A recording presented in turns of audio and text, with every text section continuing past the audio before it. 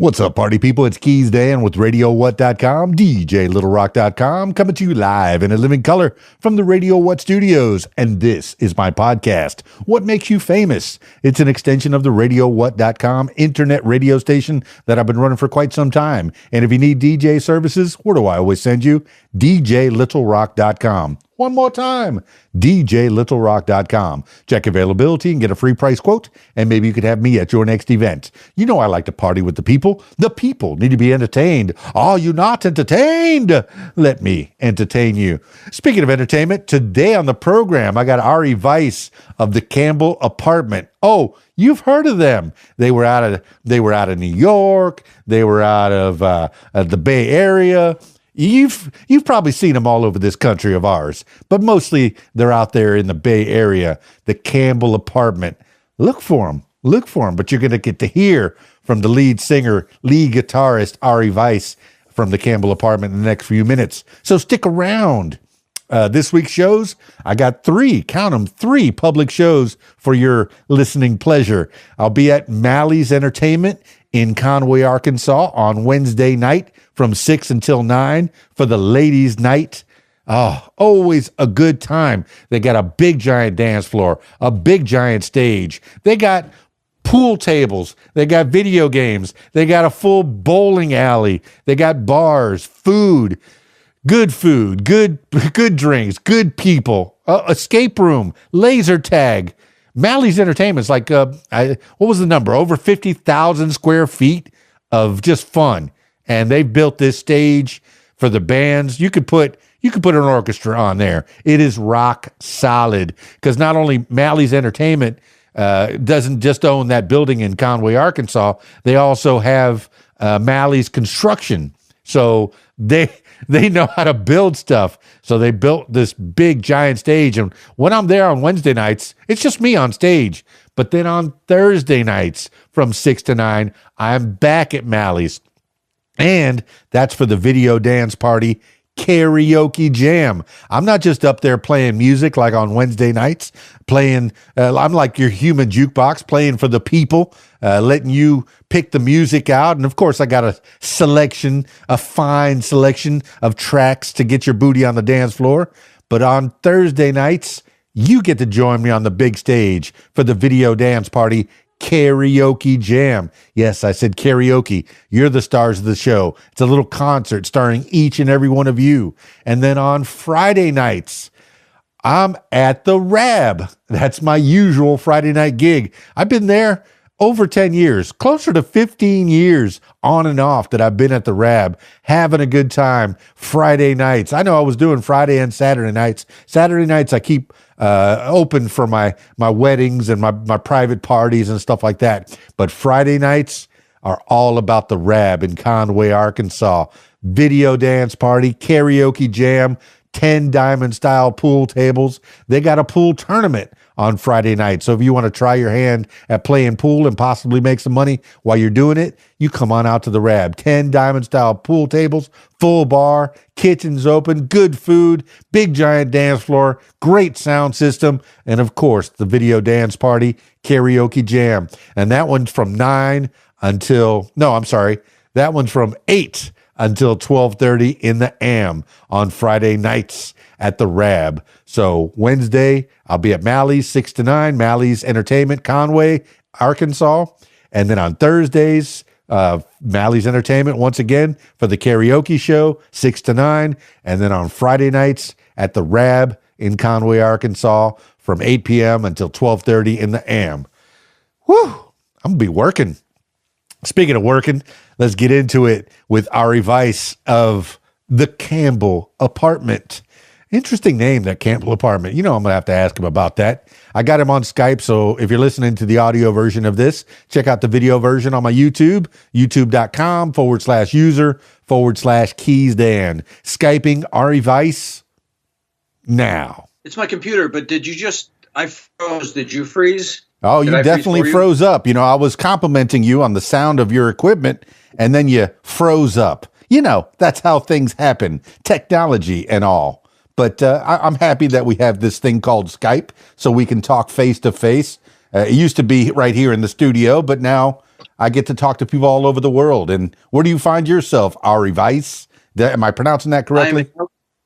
Yeah, that's right. I'm in a place called Alameda, California, which is an island city between Oakland and San Francisco. So, all right. Nowhere near the fires. I think the last time I was in San Francisco, I was 16 years old. I took a trip up the coast from LA to San Francisco, and I remember it being very, very cold. And it was July, if I'm not mistaken. Yeah, the summer is when it's really cold, and then we have mild winters, and it's all wackadoo, and spring is really cold, and the fall is really hot. So you're on an island. Is Alameda an island? It is an island, yeah. It's like 100,000 people, maybe 70,000 actually. Yeah, it's really close to Oakland. There's just an estuary between us, and it's a 20-minute ferry ride to San Francisco. It's bucolic. And, a really good place to like get away from the Bay Area cities have a bit of grit, and I'm enjoying not having any of that, instead having a beach. No, all right. I'm from an island myself, but we were connected by bridges from the Key. I was in the Florida Keys for a lot of my life, on and off throughout my life. But I lived in mainland Florida, but my grandparents always had a place in the Florida Keys. So before I moved there permanently, at some point, they always had a spot to live in. But there was always one bridge in or out. You say that Alameda is only accessible by ferry? No, that's just how you get to San Francisco without driving. But there's like 3 bridges and a tunnel, all going to Oakland. Okay, all right. Well, that would be some interesting living, to live on a place that was so remote that you could only get there by boat or by airplane or by anything other than car, because it seems like a vehicle is what most people have. Most people have the mode of transport, a car or a bicycle. But yeah, it would be extra cool if it was that remote and hard to get to, except by ferry, and like in San Francisco, Oakland, like surrounded by these really big cities, and yet only a boat could get you there. But it's not quite like that. But it is. There isn't the through traffic that that the Bay Area cities have. Well, you're a rock and roll star, man, and an artist. And I think, for me, California is the place you ought to be.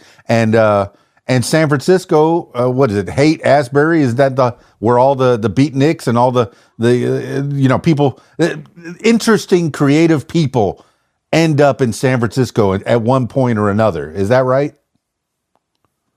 I think so. I mean, Haight-Ashbury was the dead in the 60s. And now, like the Mission District is kind of where the clubs are, the venues tend to be. And like the new album is called 510 because it's the East Bay that I'm aligned with now. I used to be a New Yorker and refer to myself as that and feel like that for just the longest time. I still have the bit of the accent. But now that I've been here since 2009 and in Alameda since 2018, I've sort of accepted that I can answer the question, where's home and where are you from? And I'm finally going to say it's the East Bay. All right. Proud. I can relate to that. I'm here in Conway, Arkansas now, after being in Florida for 40 years of my life and spending the last 15 here. But I'm glad that you mentioned New York, because if you Google the Campbell apartment, what's going to come up first? Yeah, the speakeasy that I stole the name from, but we have their socials. Still waiting for the sweet cabbage from them. But no, seriously, I used to have a drink there on my way back to Queens from Midtown Manhattan, and I was just like, this place is like Eyes Wide Shut without the pervy stuff. It's just so like velvet and rich mahogany and like dim lighting and incredible cocktails, and you can't find it unless you know which door. So it was tiny signage. And I just thought, I didn't give it much thought, really. I didn't know it'd be like a 30-year band. Well, so you're giving these kids a lot to look up on the interwebs, between Eyes Wide Shut and, you've made a couple of pop references there that I appreciate. And yeah, I wondered if the Campbell Apartments had any connection to you, and certainly it does. Here it is. Were you born and raised in New York, or where were you born? I was born and raised in Moscow, the former USSR, if you can believe that. You don't know how lucky you are. I know, especially now. That's just nuts. And I, very intentionally lost my accent so people wouldn't, kind of make decisions about me without getting to know me first. And that's something that can happen and does happen here in these United States. Oh my goodness. As much as we are a melting pot, we have such a through line of bigotry. It's so weird. I'm from Miami, and we had all kinds of people coming through Miami. I could say hello and goodbye in 20 different languages. Nasvidanya, and I didn't know black or white until I was in junior high school, and somebody told me that kid was black and he's different than I am. And I went, I didn't even know that. So yeah, it's weird. People are people no matter what. And I did mention, you're from the USSR. You don't know how lucky you are. Were you there in the Cold War? I mean, I think you have a little gray in your beard, just like I do. Were you there before the wall got torn down? Yeah, I mean, I was a kid when we left, and it was pretty cloak and dagger because you couldn't just leave,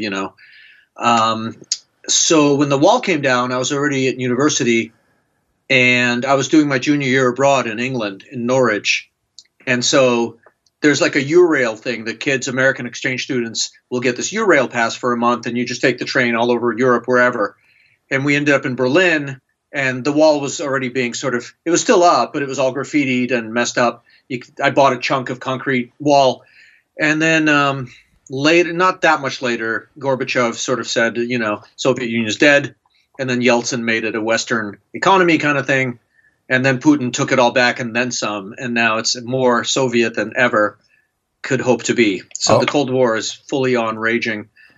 Ari, I got out just in time. Ari, we're giving these kids a history lesson that they didn't even know they were going to get on this podcast. I remember that time. I'm class of 86. So that's right smack dab in the middle of our Reagan years and Gorbachev. Yep. And the Iron lady over in England that you were dealing with. So, I mean, that was an interesting time. And they were talking about tariffs back then. And they were talking about borders. And they were talking about, conservatives and making America great and that kind of thing. So it feels like history is not repeating, but it certainly does rhyme. I've heard that before as well. But we're in it, man. And Gorbachev's trying to put that Soviet Union back together. That's just icing on the cake, isn't it?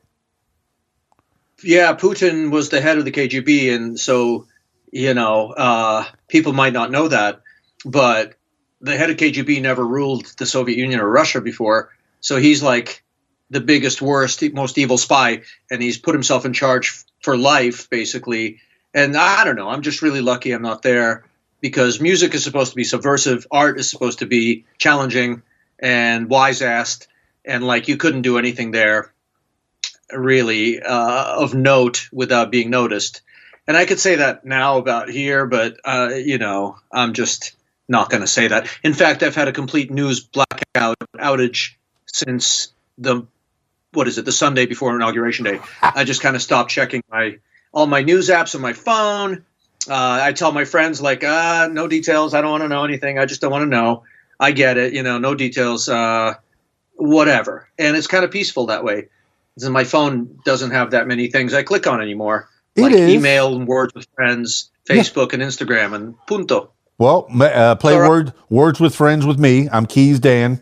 So look for me, KeysDAN, Words with Friends. Hey, look, the same thing about the news. Yes, you can't bury your head in the sand, but there's a reason when we were kids, the news only came on at 6 and 11. That's all you needed was a half hour here and a half hour there just to catch you up on what was going on in the day, this 24-hour news cycle where I'm going to have to put quotes around news. It's entertainment. It's my opinion of the news. It's what I think is happening over there, whether it's right or not. And people have to be first whenever something happens. Ooh, something happened over there. Let me report it first before I check the facts.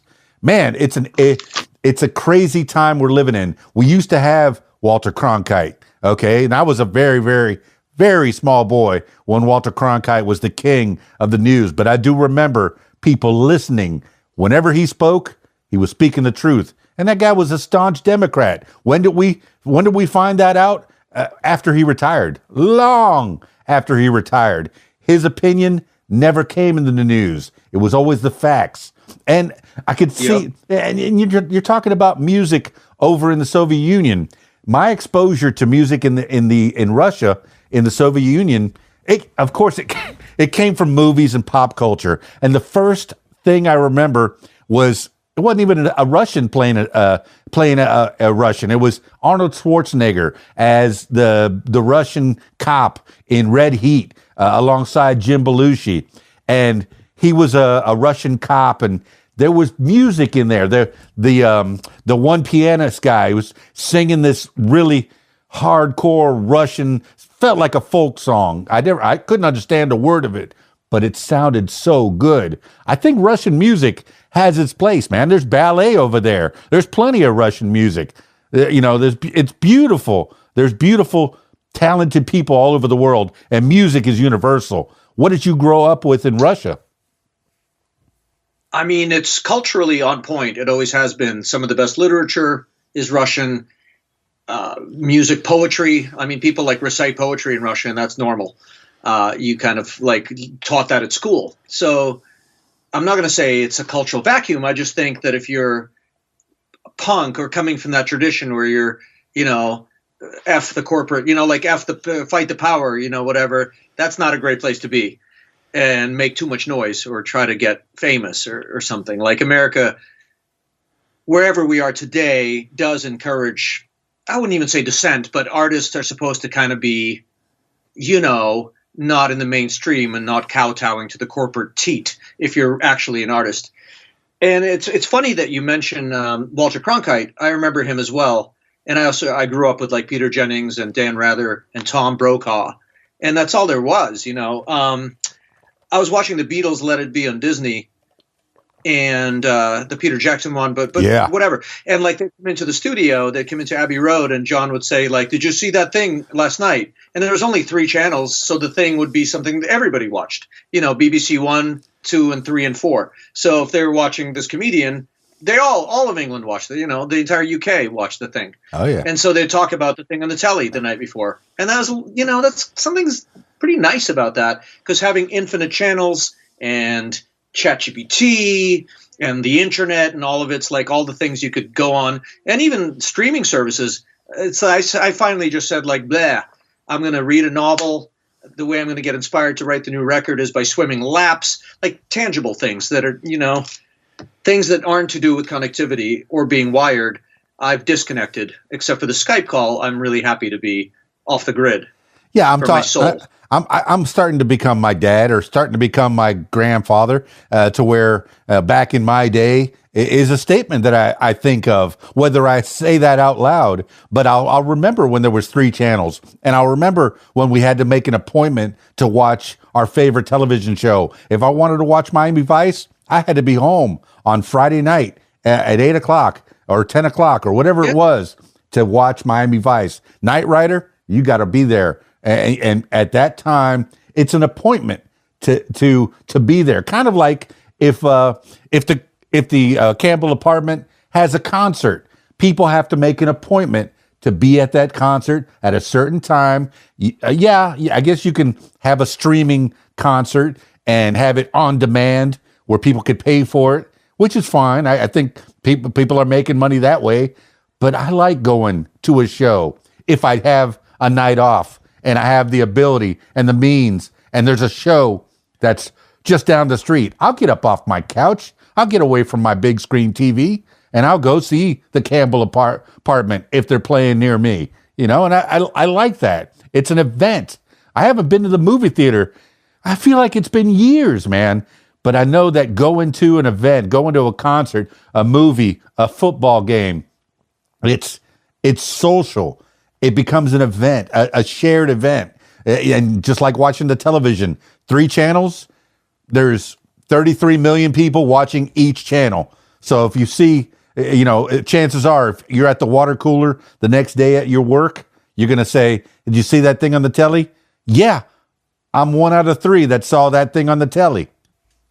Yeah, I mean, the Beatles are these mystical figures, but it was so humanizing for Ringo to be like, chain smoking, and did you see that, Paul? Oh yeah, of course I did.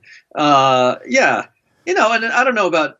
I guess back in my day, sure, I'll say that, but it's kind of a mock. It's run amok. Like the amount of content is so much that none of it matters, and it's all sort of washed out, and the brain can only take so much stimuli. And like a lot of it, like you say, is just talking heads and people road rage online, whatever it is, that it stops registering for me. There's just so much coming at you. And I remember the first time around, the 2016 Shiznits, and I was so up in arms, I was just like posting this and that. And now I'm not posting anything. Like we got a funny music video that's pretty lighthearted, a song called 30,000 Days. I promote that, but it's sort of coming from a point of view that I'm not sort of ingesting or inhaling any of this stuff, this external stuff. I'm focusing on parenting, painting, oil painting, songwriting, being in the studio with my guitar, like, physical things that I can work with my brain and my hands, and really nothing else matters. Yeah, I love that you mentioned Ringo Starr. It's the second time I've mentioned his name today because the I got blisters on me fingers came up in conversation a little bit ago, and I went, who said that? That was one of the Beatles, wasn't it?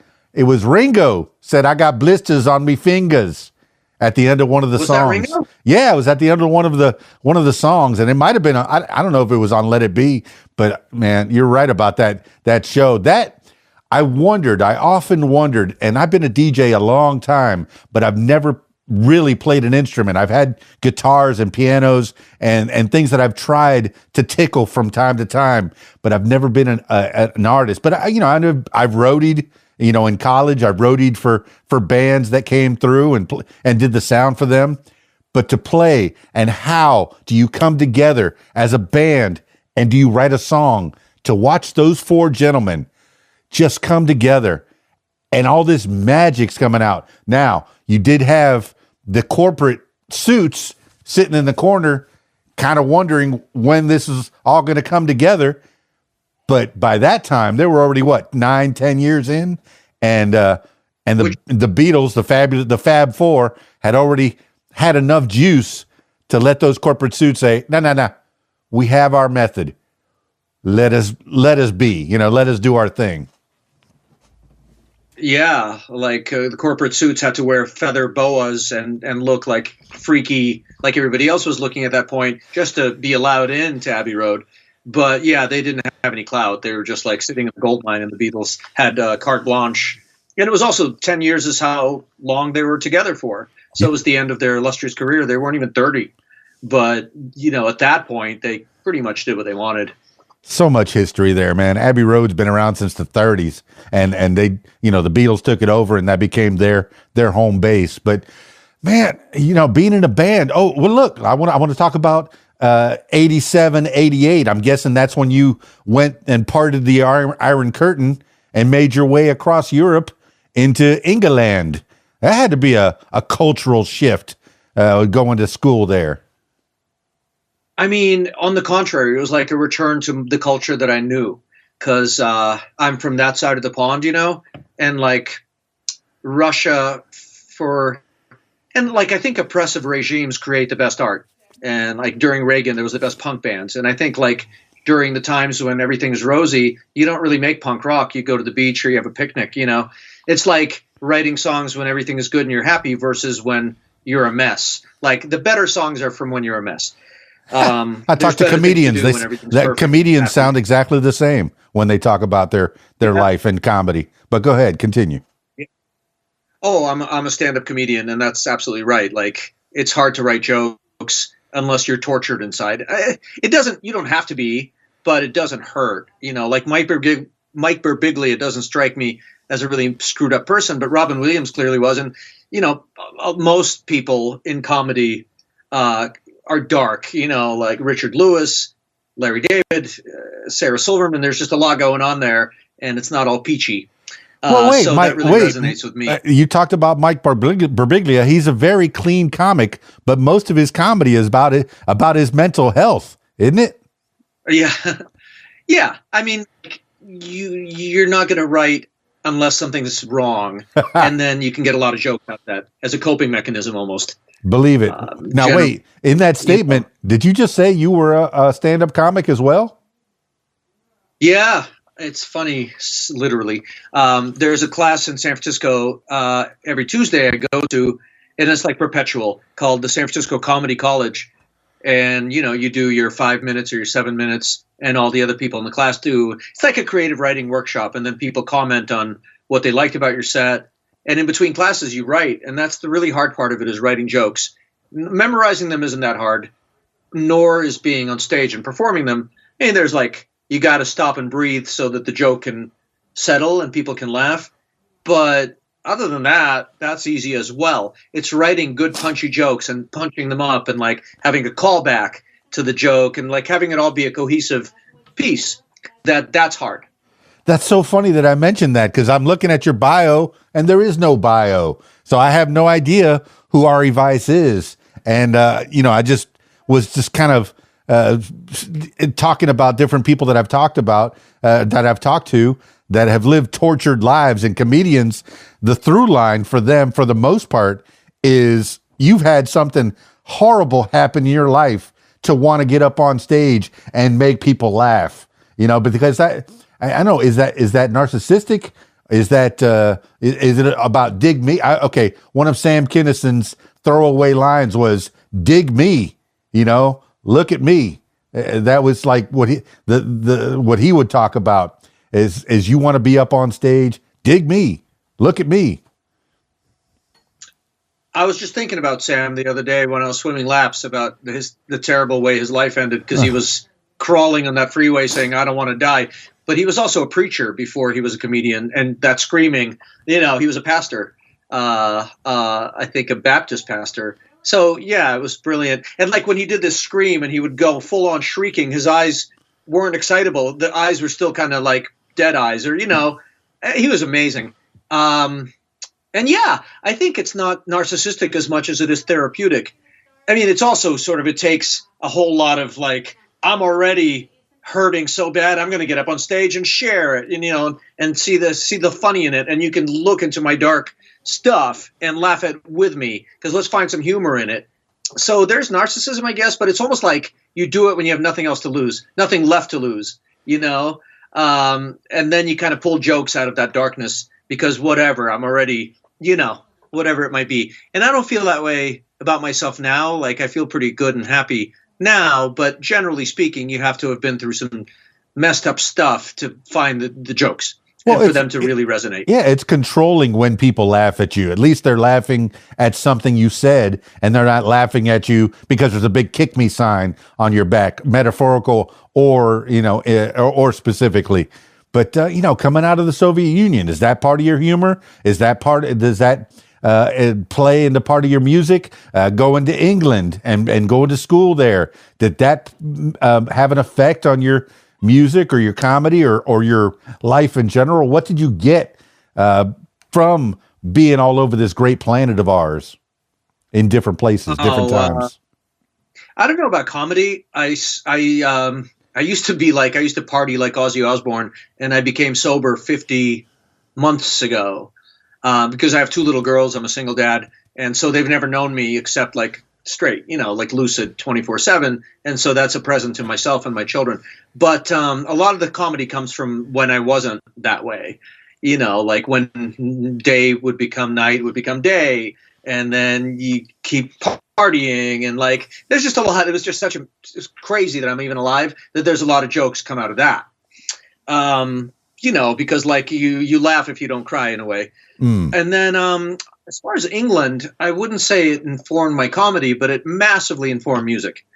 Because, America's great and I love it, and you can be anything you want to be here, and there's no limits to, your dream and then having it fulfilled if you work hard enough and if you're resilient and your vision is crystal clear and you never stop. Sort of like me and the indie rock. as a good example.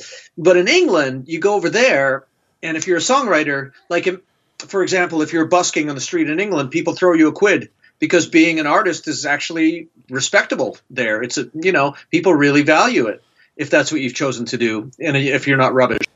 And I think, like, maybe, for example, here in the Bay Area, if you're in tech and you're making $1 gajillion with your startup, that's more, rock and roll than rock and roll.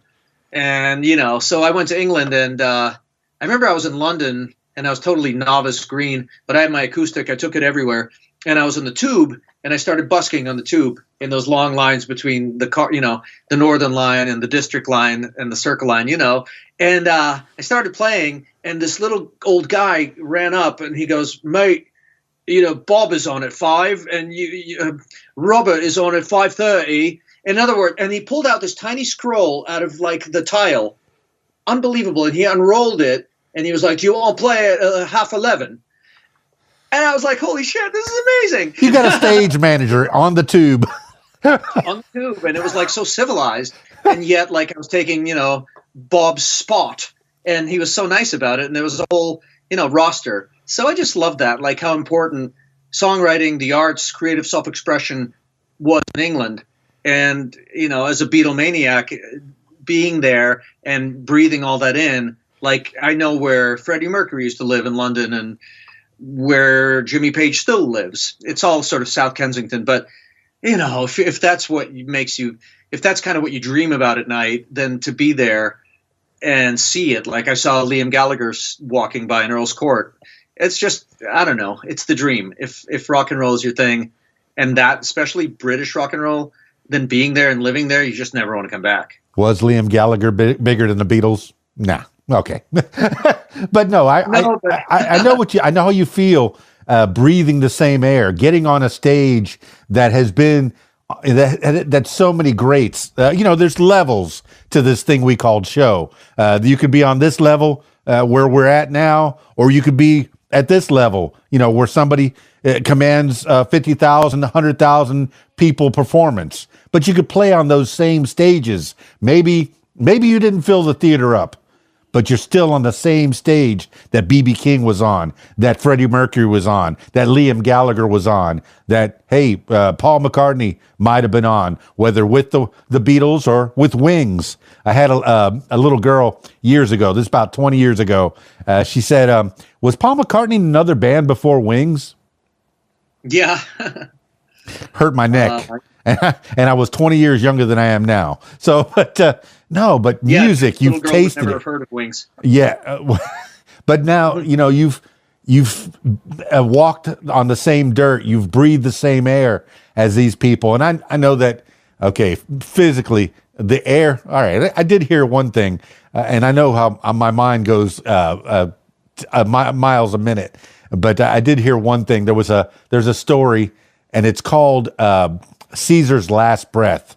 And because the air circulates all over the planet, we may be breathing in an exhalation that Julius Caesar had breathed it out, with the millions of particles. But that just shows how we're connected on this planet. But, bringing it back to music and the arts and creativity and even the jokes, how that connects us all together, whether you be in England or whether you be in the Bay Area, you're making jokes. Does the comedy change coming over? Do you have to I guess you have to change your references, when you're, it's in Surrey or it's on, Haight-Ashbury or whatever. But how does your comedy change going from place to place, and your music for that matter? Well, music I can speak to more because I've traveled the world with music. With comedy, I've just done it here in the Bay Area. And, I'm it's like my piano playing versus my guitar playing. I'm a wannabe and I'm a beginner and I'm really enthusiastic. Whereas, like, with guitar, I was like born playing it and whatever. I can't remember not playing it. And same with music and taking it outside the Bay Area and touring and, and I think with music, it's just really universal. If somebody makes people feel stuff, if there's a song that it's not going to be just in the Bay Area, it's universal. Like, I've had people email me from New Zealand saying that song made me cry or that song helped me get over this thing. And I'm just like really humbled, because like that's not mine anymore. Now it's in the atmosphere. I just let it fly, and now it's just got its own life, and it touches other people. So that's incredibly humbling. And kind of the reason I do it is just that's so powerful. Whereas with comedy, if I'm not sort of, I've got my standard jokes about, non-alcoholic beer and like whatever, gaining weight after quitting drinking because I started eating so much candy, and which is true. I've just quit sugar. But it's got to come from a kernel of truth, and then you kind of deconstruct it and then pull out the joke, because in something difficult like that, the jokes are immediately there. You just have to like articulate them the right way and use as few words as possible and know where the punchline is, and then whatever it is, it's just very cerebral and it's very hard. And so I want to do it just to do something hard. It makes my brain better. And like as far as my news blackout, which has been really refreshing. Yeah. My jokes typically are about the news cycle. Like the guys, I'm friends with one of the guys that wrote jokes for Letterman, the opening monologue. And so that's going to be that night's news. Yeah. And then so the joke isn't going to be that brilliant anymore in a week or a month. So not having the news cycle, I have to just leave the house and drive around and like go to a cafe and just like experience stuff that I'm going to write about with a little notebook, that isn't topical, because it's, I don't know how funny you can make topical stuff anymore. I just, when something just is so that, then it becomes this again. It becomes like a blank piece of paper again if there's just too much on it. So, yeah, they're very different animals. I'm fascinated by comedy I'm fascinated by comedy and the way comedians write. And you were talking about driving around. I had the chance to see Bill Cosby years ago. Yeah, years before he got into trouble. But he was always one of my favorite comedians. I had a lot of his records, and my best friend and I are best friends because of Bill Cosby and his comedy. We were reciting it back and forth on the bus. But I remember seeing him years later, years after high school. This is probably late 90s. I saw him in Miami, and he was doing a show. And at the end of the show, it's either he'll do one of his greatest hits, or he'll do something specific to the town. Well, he did something specific to the town.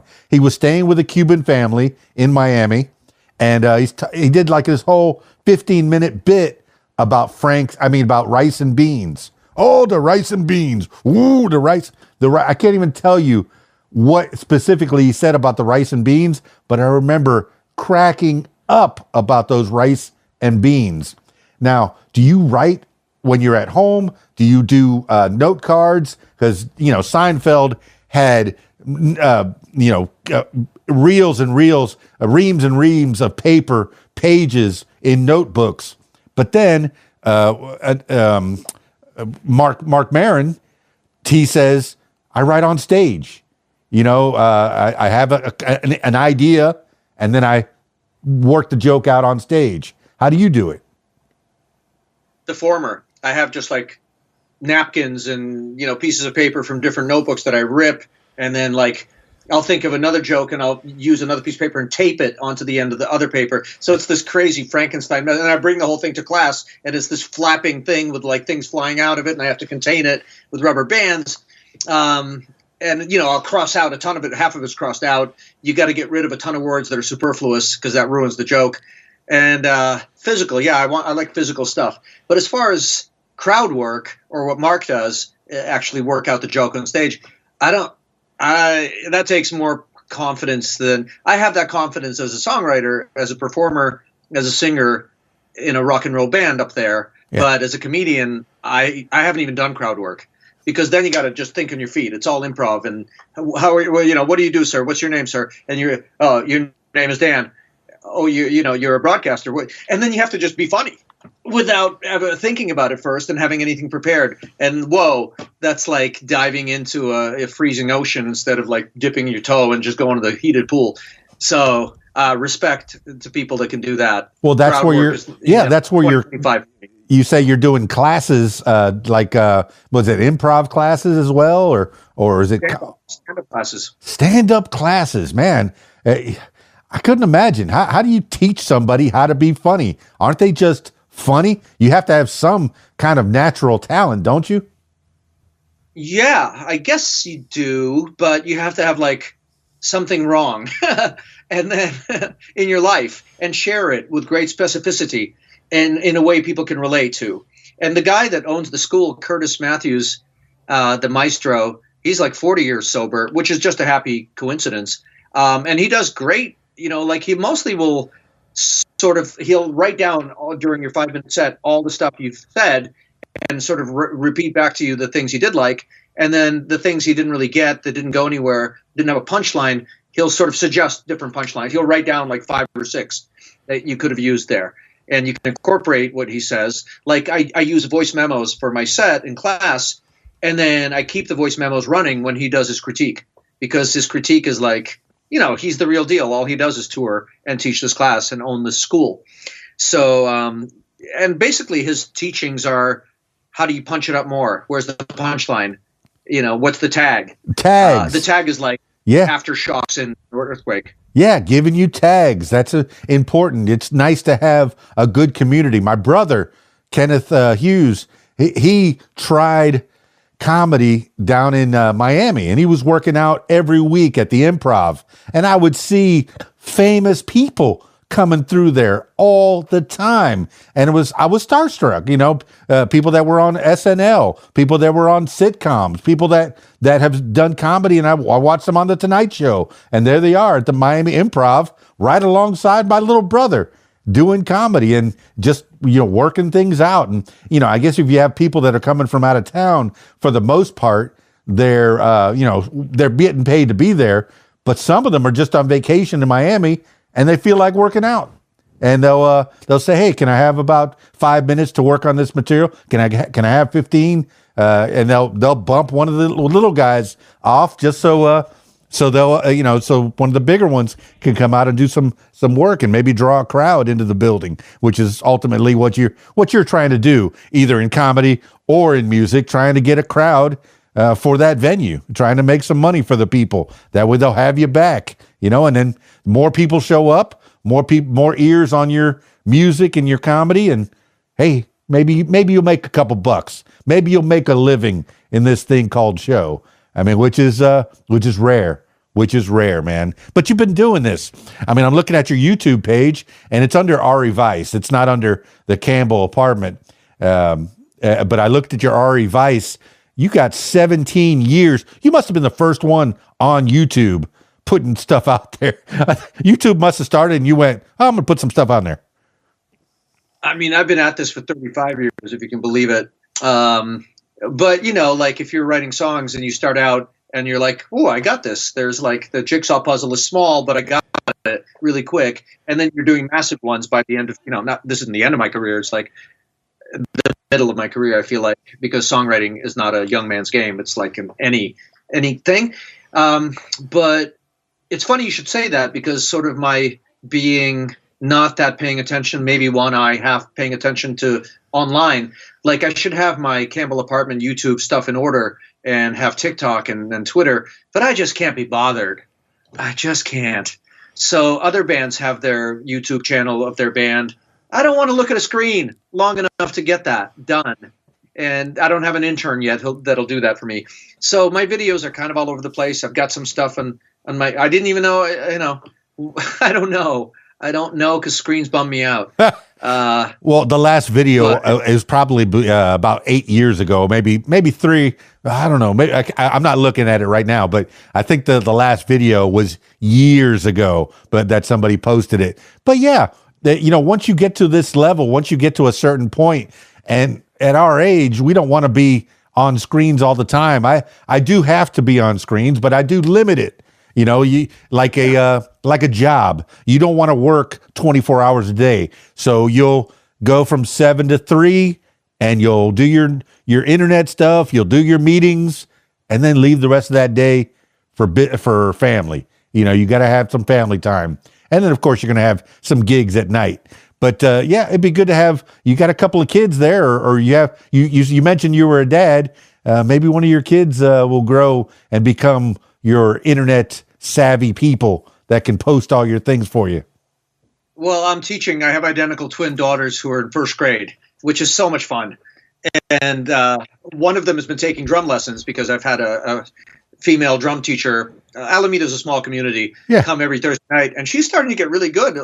She's 6, and she's starting to like really be pretty good. So I envision them as being like in my band, and like identical twin girls, and then the singer who's their dad would be pretty cool. Like if you want to pitch something to somebody really quickly, just say identical twin girls, drums, piano, dad, they all sing. Okay, I'll check it out. You want to hook, line, and sinker, and that's a pretty good one. Identical twins. Yeah, identical twins are instantly popular. That's like that's cool. That's pretty fun. And if the music is good, that's icing on the cake, because you don't even need it to be good if you've got that pitch. I feel like that's but mostly the draw. They're loving it, and I'm investing my energy and time instead of like on TikTok by teaching them like real drum lessons, or like how to play whatever tune they like right now by Taylor Swift, or Rain Rain Go Away on the piano, and having them repeat it without any stress or pressure, so they can just get it and get turned on by the possibilities, because music is infinite and the possibilities are endless. And so it's really fun to see those neurons going off.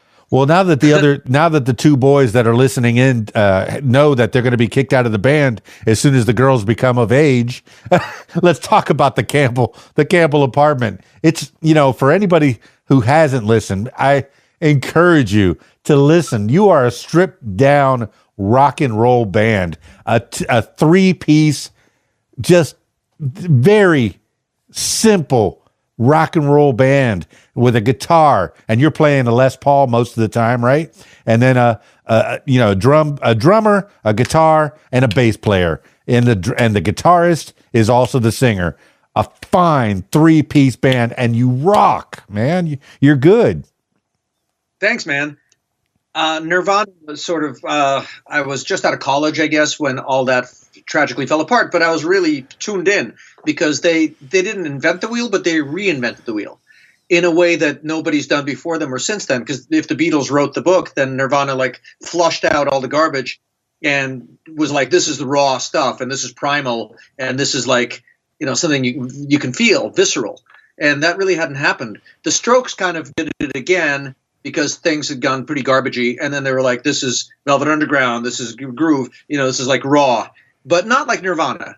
And the Strokes, there's like 5 boys there, and Nirvana was 3, and so there's nowhere to hide if you're the sole guitar player, and if you're the sole player.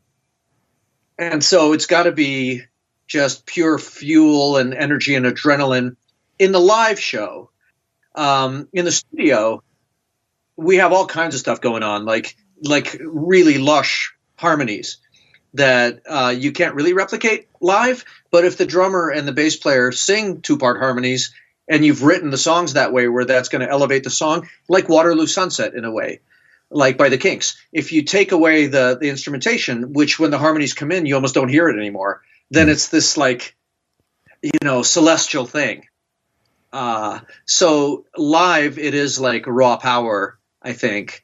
Because you don't have the orchestra, you don't have an orchestra, but in the studio you can do anything. And so I think in the studio we don't limit ourselves, and all the harmonizing. It's not easy to come up with really good low harmonies, high harmonies, but in the studio you can actually figure it out on the piano. Like, what's the main melody? What's the low harmony of that? What's the high harmony? And let's record, 6 tracks of it instead of 2. And it'll be really Beach Boysy then, and it'll make you like, shivers up and down your spine, and that's what I'm going for.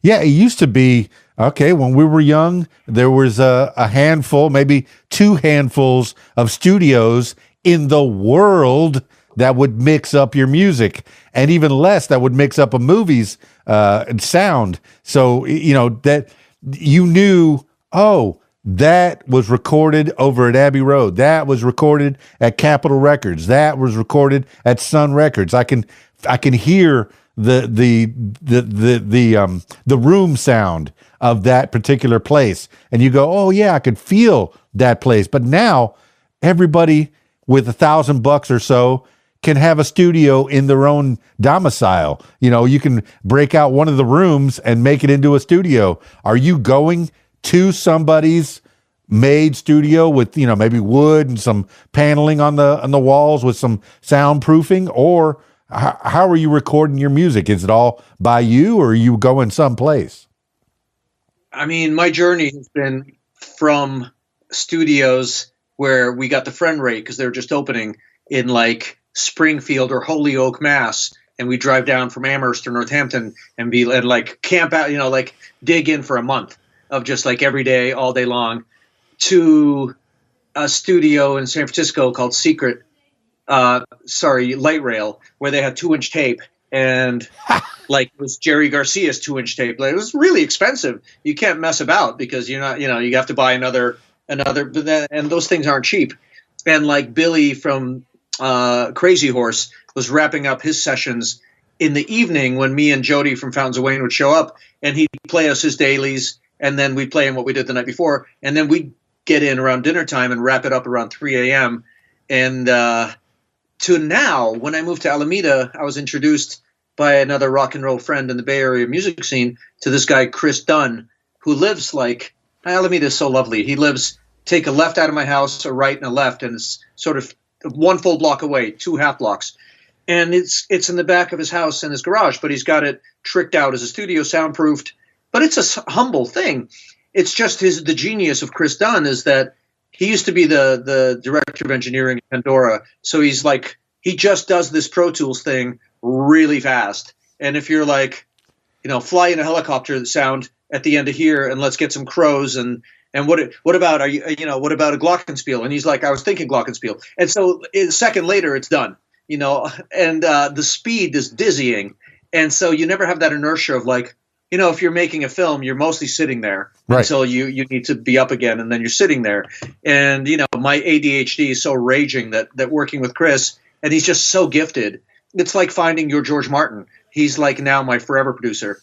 And it's not, it's just Pro Tools, man. It's the genius of Chris and how he and I have this brain meld, and not really the paneling or what have you, because he can make the sound of wood, just out of Pro Tools. Yeah. He'll, increase the wood. He'll make it a different wood resonating. And just the reverbs and the amount of compressors. Like he's got, his father-in-law used to write songs for famous people. He wrote Freeway of Love for Aretha, and he's got the compressor from Aretha Franklin's compressor. He calls it Aretha. And just, I don't know, there's just endless possibilities in the studio.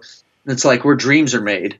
And it almost makes no difference whether it's tape or digital, because you can make digital sound like tape. You can give a tape hiss, I'm just so excited by this relationship I've got with him, and just by recording, because you go in there, like I think Lou Reed used to do this. He would go in with a song, like skeletal thing of a song, really not much. And in the studio, it would become this production, and Bowie-esque harmonies, and session guys would fly in and, fretless bass, and all of a sudden, whoa. And so, like this last album, 510, it was like almost a year since Under the Influence of Love, which came out exactly a year ago. And I had like an idea for a song, and I was just like, I'm bored doing this on my own at home. And I went to Chris's place and finished writing it with him kind of at the helm, recording as I wrote. And then the rest of the album, and that was called, that song was called What's Going On. And then around that deep cut, we started booking sessions, because he and I are both between jobs. And I'm so lazy and procrastinating that I would wait until like the morning of the session. And I wake up really early, and I'd be like, well, it's 6 a.m. I'm going in at 9. Better write something or try to figure it out.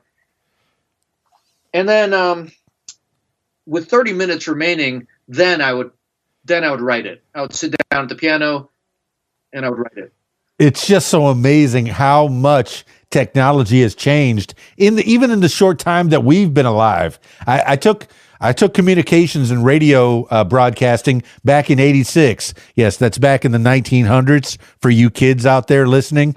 Okay, I took radio back then, and I knew how to splice tape. I knew how most of it was records and tape and cart machines and learning about that. But then I said, somewhere around the turn of the millennium, I said, I better get back to school and learn about the new stuff. So I went back to Connecticut Schools of Broadcasting, and I took the Pro Tools, and it was a TV and radio program is what they had. So I learned something about television and how to do video, which is why I'm going to put a video version of this up. And then I learned about Pro Tools, but I got more comfortable with Adobe Audition. That's what's flashing behind me, doing the audio version of this podcast. But, it's nice to keep up with technology and to appreciate. If you say you knew that fella from Crazy Horse, Neil Young has taken it way back.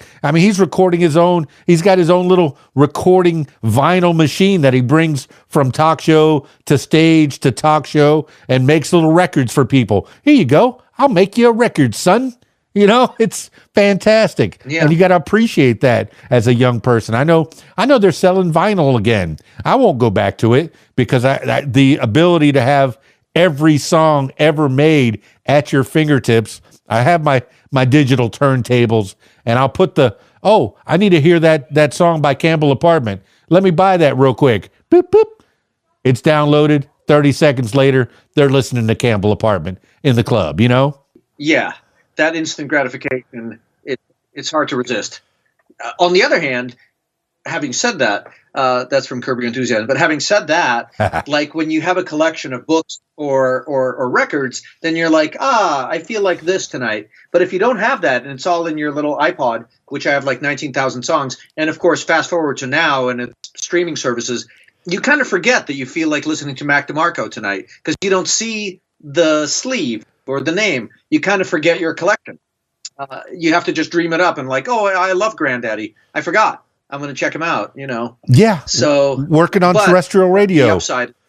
Yeah, working on terrestrial radio, grabbing a record album off the rack, reading the sleeve and the notes while I'm putting the platter on my Technique turntable, dropping the needle, and before I'm introing the song on the air, I'm saying, Ari Vais was thinking about this when he was writing this song. Do you even have liner notes? Do you sell CDs?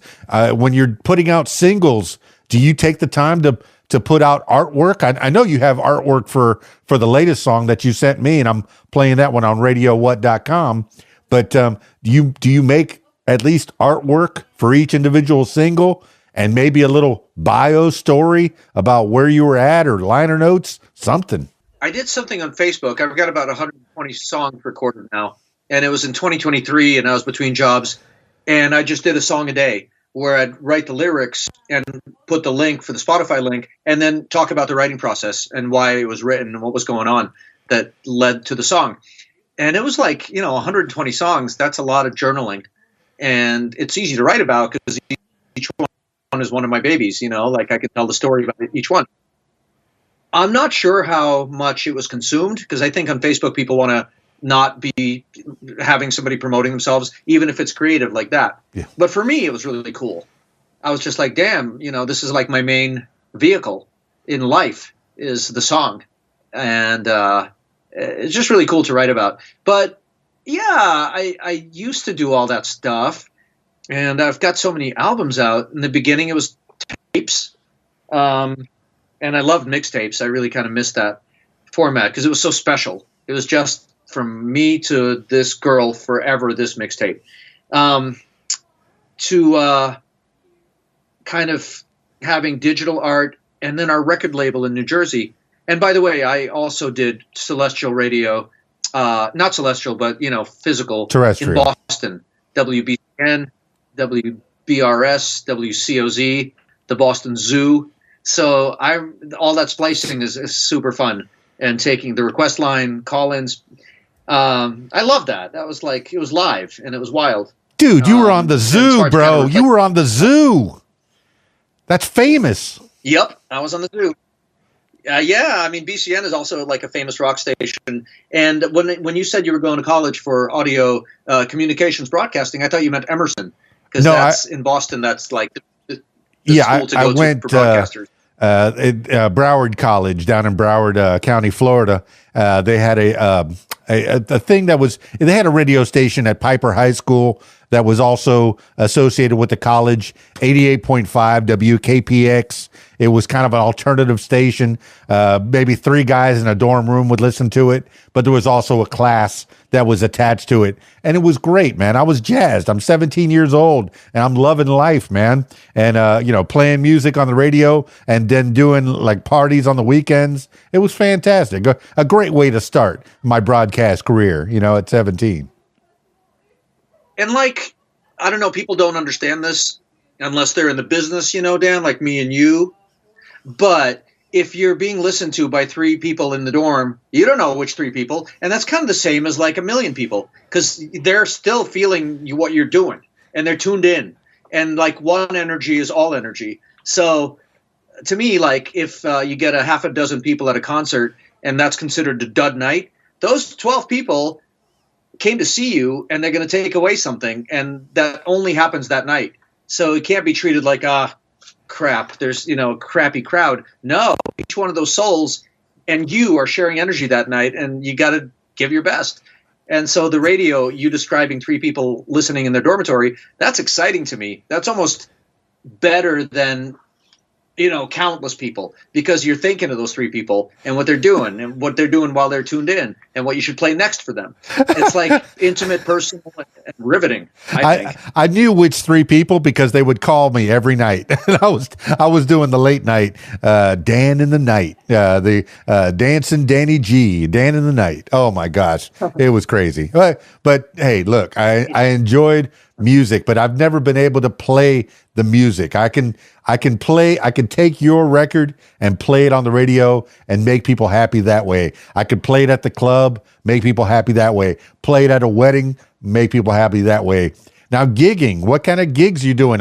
I see on the YouTube, there's definitely some live gigs that you're at, and it's always an energy transfer when Campbell Apartments on stage and those people are out there grooving. You're feeling it. If they're dancing, if they're bopping their heads, it makes you want to play more. Makes you want to play. But I mean, what kind of gigs are you getting into? What are you open to do outside on the streets? I know you can do it in the studio, but on the streets when you're doing that stripped down rock and roll version of it.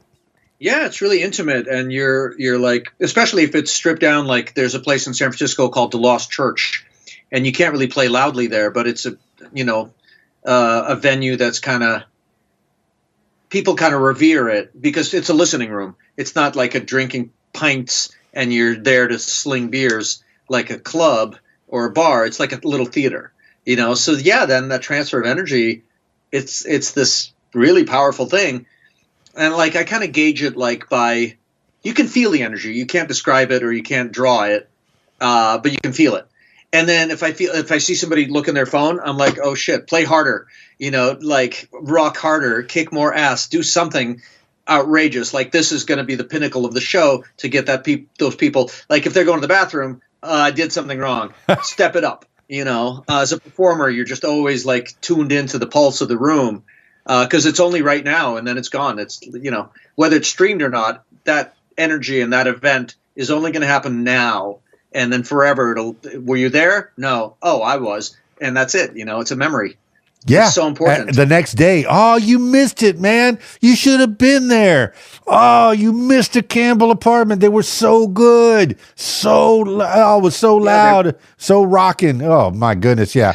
Yeah. You the people will tell those 12 people and the person with the bladder problem going to the bathroom notwithstanding, those 12 people or those 11 people that are left over will tell their friends at work or at school the next day what happened last night at the Campbell apartment program. But man, I know I've kept you.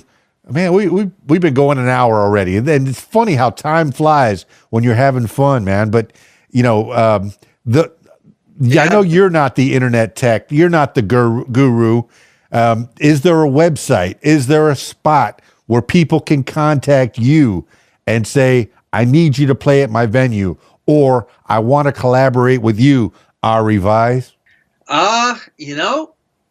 have like Facebook.com/The Campbell Apartment and Instagram.com/The Campbell Apartment. But otherwise, the record label I'm on, it's 3 albums now, I think, or 5. I don't know. I'm making them pretty rapido lately. And by the way, I love Miami. But I love that in Miami, kind of, there's no corporate greed, or it's like basically looking good, taking care of your body, being fashionable, and just chilling and having fun. I just kind of love that vibe as an entertainer. I just love it down there. But yeah, Jazz Master Flash, like Grandmaster Flash, but Jazz Master, the Dinosaur Jr. guitar, at hotmail.com. Just write me. And, like we're on Spotify. One of the single we had from Under the Influence of Love, our 2024 LP, has like 65,000 spins. So I think if you stay in the game long enough and you write good songs, there'll be something organic that happens. Thank you. But yeah, my web presence is pretty clunky. But I think on the Facebook Campbell Apartment page or Instagram page, I mean, that's me driving those little go-karts. So you can get in touch with me pretty easily via those 2 platforms. Well, I mean, hey, look, more people want to keep it simple, strip it down, not just to a great 3-piece rock band, but also strip down your life, your social media. I at one point, people were just going, look, I've taken everything away except Instagram. I'll post a picture where I'm going to be, come be there, where you buy the tickets, and that's it. And you've stripped it down pretty much to Facebook.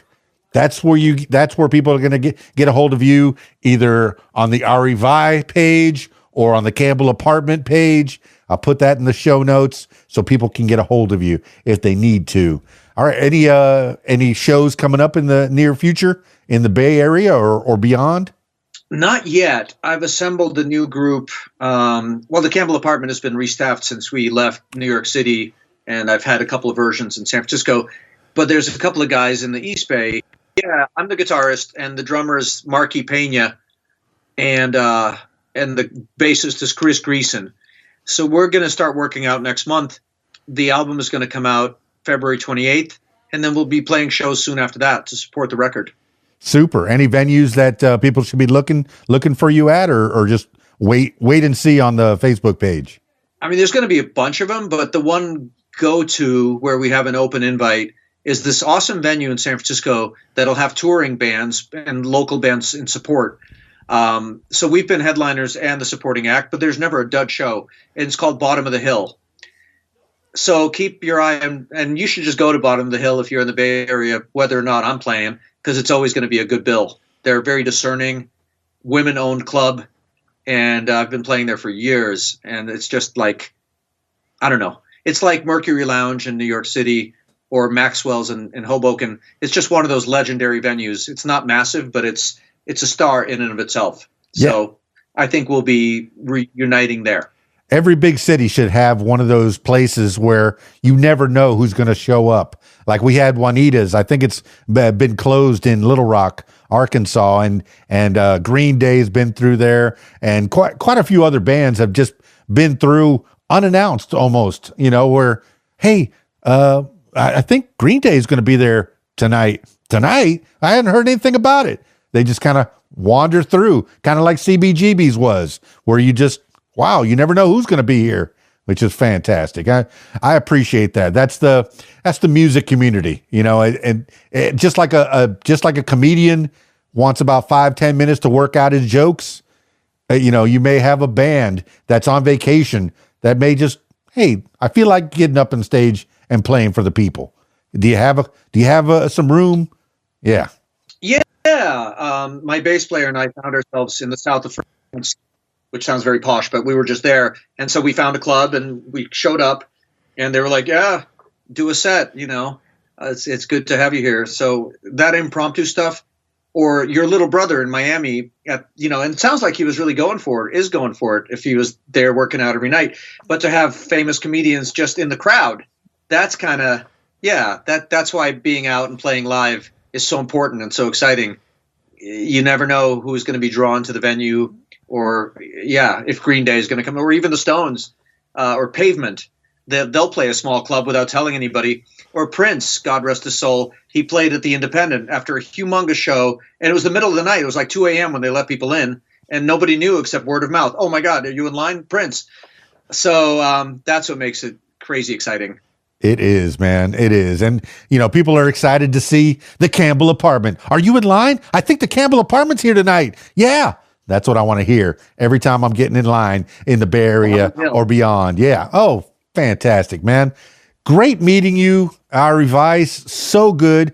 I don't want this to be the last time that we talk. Are there any shout outs you need to give as we wind this thing down? Oh, shout out to my bandmates, Marky and Chris, and my brilliant producer, Chris Dunn, my little girls, Esme and Mabel, and my buddy, Chris Collingwood from Fountains of Wayne. We're back in touch lately, and I love that guy's dark sense of humor and his songwriting chops. Never went away, as good as ever. Yeah, writing that thing you do for the Wonders on that movie, Fountains of Wayne. That's where they came into my purview. That they wrote that thing you do with the Tom Hanks movie. Yeah, I did. And their first eponymous album, Fountains of Wayne, from like when Weezer got started, that's still my favorite one, because your very first of something is like your collection of your very best ideas, bam, and that kind of breaks down the barriers and the borders for you to make more records or write more books. So I still think that's a great record, Fountains of Wayne, self-titled. Ah, fantastic, man. I'm going to have to dig out that music and take a listen throughout the next few days. Oh, man, I'm going to have some Campbell apartment. I got 3 public shows this week, and one of my jobs as a club DJ is to break out some of the people that I've talked to over the weeks, over the months. So I get to play a lot of the new music that and I say new music. It's just a new song from an established band. You've been doing this 35 years. That's a lot of years, man. It's tough doing this at 35 years old. You started when you were a zygote. I understand. Yeah, I was in 5th grade, and I realized I could do this. That was before I knew the Velvet Underground, but I sure knew the Beatles. Yeah. And, sharp sword ever since then. It's pretty sharp. I'll send you the new record 510 on Dropbox so you can download any of the new 11 tracks and play whatever speaks to you. Oh man, I'm going to play it all because that's what I do. I love music, and I know you guys, the Campbell apartment, you're a nice group of boys, a nice stripped down band that you could play at a backyard party or a big arena. Either way, you're going to rock the house. All right. I always finish these things off with last words for the people. This could be words to live by. This could be a mantra you heard a long time ago, or just whatever pops into your head at this moment in time. Ari Vais of the Campbell apartment. Give the last words for the people. Well, I was just going to say, the more you're on platforms like Blue Sky or Twitter or TikTok doing that stuff, the promotion, the social media machine, the less time you have for your soul to go to dreamy places that aren't online and to write real art. I find it's either or. You can't just be in this rabbit hole of social media and still be writing stuff from the soul, because I think the soul is cleaner and purer if you're at the piano instead of on the screen promoting stuff. And then my only other words of wisdom to young kids doing the songwriting thing is like, if it amuses you and it excites you and it pleases you, it really doesn't matter what other people think, because you can't write to somebody you don't know, or God forbid, like the record industry. And then it's going to be true and pure and probably pretty brilliant if you're not even thinking externally. So that's my word of advice. Well, there you have it, party people. Ari Vais of the Campbell Apartment. Man, that guy's been doing it a long time. And I wondered about the Campbell Apartment, that name, because if you Google the Campbell Apartment, what's going to come up? The Speakeasy. Okay. And he says it's kind of a place that's really tucked in. It's kind of hard to get to out there in New York. But I think it might be worth it to take a trip over there. But you're not going to find the Campbell Apartment band in there too much anymore. They're going to find them all the way over in the Bay Area. So if you're around the San Francisco Bay and you want to listen to a good show, you look up the Campbell Apartment and find them at the show, the rock show. Man, and doing it for 35 years. The man's got a lot of music in his catalog, over 100 songs. What? That's crazy sauce. It's crazy sauce. That's a lot of music. All you need is 15 songs an hour, and you got yourself, a good show for an hour. So if he's got 60 songs that he plays exceptionally well, you got 4 hours of music. Are you going to get a 4-hour show? I guess if the price is right, you get Ari Vais out there, give him a little meal, a little sandwich for the band. I don't know. I'm not his manager. I don't know what he works for. But the man, I could tell you got passion, Ari Vais. So good talking to you here on the What Makes You Famous podcast. Thanks again for hanging out with me. Hey, make sure you find them on the Facebook and the Instagram. I got their links in the show notes below, and I got their Bandcamp on there too. There's a couple more links that you need to check out. Check out Ari Weiss's YouTube, so you'll find out what he's been doing through the years. Maybe he'll update all that. Maybe when his daughters get old enough, they'll start taking over the social media or whatever it's going to be in the next 10 years. It's going to get crazier and crazier. Maybe they'll just shoot that stuff right into your head. It's possible. It's possible. All right. That's it for me. Let me stop before it gets any crazier, the nonsense that comes out of my mouth. That's it for this edition of What Makes You Famous. Now, if you, yes, you, my loyal listener, if you'd like to tell your story, I encourage you to give me a call, 501-470-6386, or email KeysDAN@AOL.com. That's it for me. It's KeysDAN, RadioWhat.com, DJLittleRock.com. Peace. I'm out of here.